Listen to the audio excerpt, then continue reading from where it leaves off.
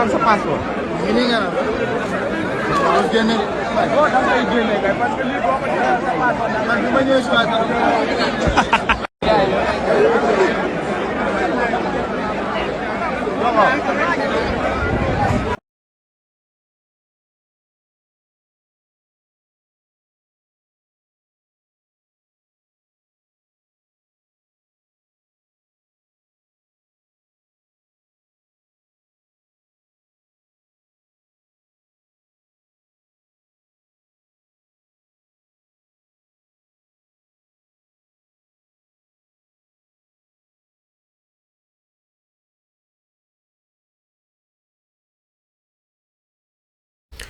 mbokk yi ñu ngi leen di nuyu di leen jaajëfal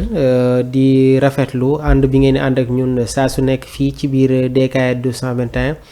comme ni ma tam di ko waxee rek dañuy ànd ak yéen waxtaane lépp luy jëm si wàllum actualité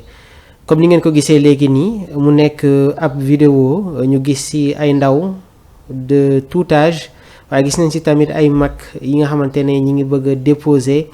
seen dossier lan moo waral lii lan moo indi coow bi lan moo indi bile xëccoo tey ñu fas yéene faram-fàcce indil leen un développement concernant le recrutement d'ouvriers agricoles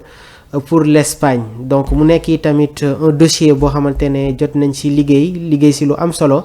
càmbar ko fas yéene ko nag faram-fàcce ak yéen suñu mbokku DKR 221 ndax bi le projet dina permettre ñu freiner li nga xamante ne moom mooy l'immigration irrégulière donc dañuy jàll ni rapidement ci bile waxtaan dans le cadre du programme pilote de migration circulaire Espagne ñoom dañuy wut ay travailleurs agricoles pour des missions yi nga xamante ne dina laale ci wàllum bay cueillette et des conditions et de conditionnement de fruits donc l'action pour les droits humains et l'amitié ñu gën ko xam ci ADHA ñoom ñi ngi encourager cet appel à candidature bi nga xamante ne le ministère de l'intégration africaine et des affaires étrangères du Sénégal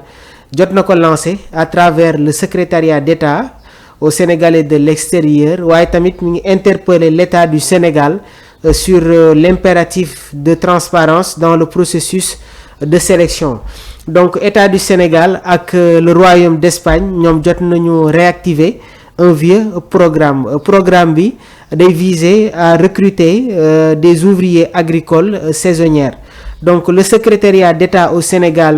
de l'extérieur ñoom jot nañu lancer un appel à candidature dans le cadre de ce programme de migration circulaire pour le travail de cueillette ak li nga xamante ne moom mooy le stockage de fruits et d'entassement de collecte donc bi le programme nag jot nañ ko tijji aux candidats sur toute l'étendue du territoire national sans exigence niveau scolaire waaye nag il faut nga am une tranche d'âge boo xamante ne dina nekk diggante 25 ans ak 55 ans les candidatures ñoom dinañ leen engagé sous contrat à durée déterminée maanaam CDD waaye tamit day am 3 mois renouvelable ndax lii day nekk tamit une stratégie pour stopper la vague de migrants irréguliers qui continue d'envahir les îles espagnoles débordées par cet afflux inédit kon gis nañ ne que jamono ji immigration clandestine bi dafa gën a taxarnaase ndaw yi ñi ngi jóge fii ci biir réew mi jël gaal pour yegg fële nga xamante ne moom mooy Espagne ngir changer seen dundin waaye tamit apporter une nouvelle condition de vie charge yi nga xamante ne mi ngi tegu ci kaw ndaw yi la cherté de la vie les difficultés yi nga xamante ne ñi ngi koy jànkonteel ci biir réew mi loolu mooy expliquer tey fléau bi nga xamante ne mi ngi gën di accentuer wu moo waral ñu samp bi la laaj ndax bi le programme dina permettre à ce que émigration bi ñu gën ko wàññi bureau collectif de l'action pour les droits humains et l'amitié muy ADHA ñoom ñi ngi demander lan moo tax tey ji favoriser wuñu travail agricole bi ci suñu ay terres locales gannaaw ba ñu manqué wee des bras pour contribuer à une autonomie alimentaire un peu comme les esclaves dans les champs de coton en Amérique gis nañu yenn souverainistes yi ñoom ñi ngi délaisser leur terre pour aller servir dans les champs des anciens colons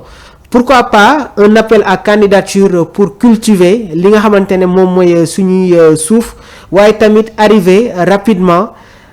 à la souveraineté alimentaire bi nga xamantene suñu njiit yi suñu autorités yi askan wi yàgg nañ ko souhaiter. Et le ministère de l'intégration africaine et des affaires étrangères du Sénégal ils sont censés offrir des opportunités économiques à la jeunesse en quête d'emploi. waaye tamit ñi ngi lancer un appel à candidature pour aller cueillir des fruits en Espagne dans le cadre du programme de migration circulaire. Le président de l'Action pour les droits humains et l'amitié Adama Meng mi ngi saluer le lancement de l'appel à candidature pour aller cueillir des fruits en Espagne pendant 3 mois. Toutefois mi ngi exhorter les jeunes à déposer leur dossier dans les bureaux d'accueil d'orientation et de suivi manam BAOS du 27 au 29 janvier 2025 waaye nag ci biir communiqué gis nañu mu yëkkati ay kàddu concernant li nga xamantene moom mooy les failles du processus. ADHA moom ñi ngi interpeller l'État du Sénégal sur l'impératif de transparence dans le processus de sélection maanaam état bi war nañu indi li nga xamantene moom mooy ab transparence concernant processus de sélection bi nu muy demee. ADHA yi tamit ñoom ñi ngi dénoncer le manque de communication récurrent sur des projets touchant directement les jeunes et la migration circulaire. Précise son président ki nga xamantene moom mooy Adama Meng. Selon ADHA nag bile programme circulaire Espagne-Sénégal day bindu dans une série d'initiatives dont les contours financiers demeurent flous maanaam contours financiers yi gis nañ ne que am na tuuti zone d'ombre. Depuis plusieurs années gis nañu des initiatives majeures telles que l'aide publique au développement de 128 millions d'euros, environ 85 milliards de francs CFA, dédiés à la migration circulaire entre le Sénégal ak Espagne diggante 2019 ba 2023 waaye tamit gis nañu tamit yenn rapport public yi nga xamantene accessible na à ce jour.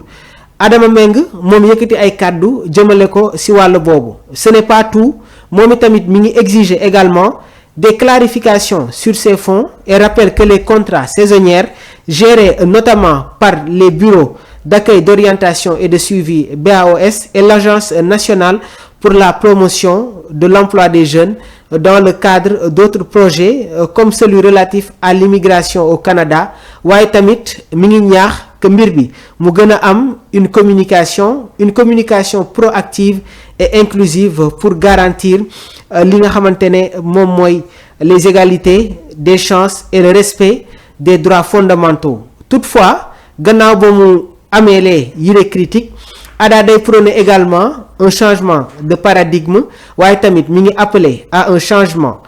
paradigme prônant une gouvernance transparente et une gestion équitable des initiatives migratoires dans le strict respect des droits humains et des principes d'inclusion. Mu nekk tamit information yi nga xamantene ñi leen koy toppal yéen suñu mbokk internautes yi de DKR 221 waaye mbir bi du yam fii dañ koy continuer. Démb gis nañu ay vidéo yoo xamantene mi ngi doon circuler concernant le dépôt des dossiers jamono ji nag gis nañu communiqué bi nga xamantene génn na muy interdire la ruée vers les BAOS. Dossiers yi désormais dinañ ko déposer en ligne. Programme de migration circulaire entre le Sénégal et l'Espagne lancé en partenariat avec Royaume bii di Espagne jamono ji nag connaître na un succès considérable. Ce dispositif doit offrir aux Sénégalais des opportunités d'emploi saisonniers dans la cueillette et le conditionnement des fruits en Espagne. Face à l'influence massive observée dans les bureaux d'accueil, orientation et de suivi, ainsi que dans les tribunaux, le gouvernement a décidé de modifier les modalités de dépôt des candidatures. Dans un communiqué publié mardi 28 janvier, secrétaire d'État au Sénégalais de l'extérieur a annoncé qu'à compter de maintenant, le dépôt des dossiers de candidature se fera exclusivement via une plateforme en ligne qui sera mise à disposition dans les jours à venir. Décision bi nag, dit-il, vise à garantir li nga xamantene moom mooy la sécurité et une meilleure gestion des candidatures. Ci bile communiqué ñi ngi préciser également que les candidats yi nga xamantene jotoon nañu dem déposer seen ay dossiers ne sont pas concernés ci nouvelle procédure bi. mu nekkoon ni tamit information bi nga xamante ne ñi ngi leen koy toppal comme ni ma leen ko waxee woon léegi nii suñu mbokk internautes yi de DKR 221 les dossiers de recherche dossiers d'investigation yi nga xamante ne ñi ngi koy waxtaanee ci digg penc mi dinañ ànd ak yéen faram-fàcceel leen ko wax leen exactement mbir bi fan la toll ñu ngi leen di wax ngeen woy di ñu topp suñu plateforme digitale ngeen woy di abonné di partager les directs ak vidéo yi nga xamante ne ñu ngi leen koy proposer di jaajëfal bu baax a baax Omar Sylla mi nekkoon dans la technique et la réalisation Abdourahmane tamit nekkoon dans la coordination ñu ngi leen di gërëm jërë ngeen jëf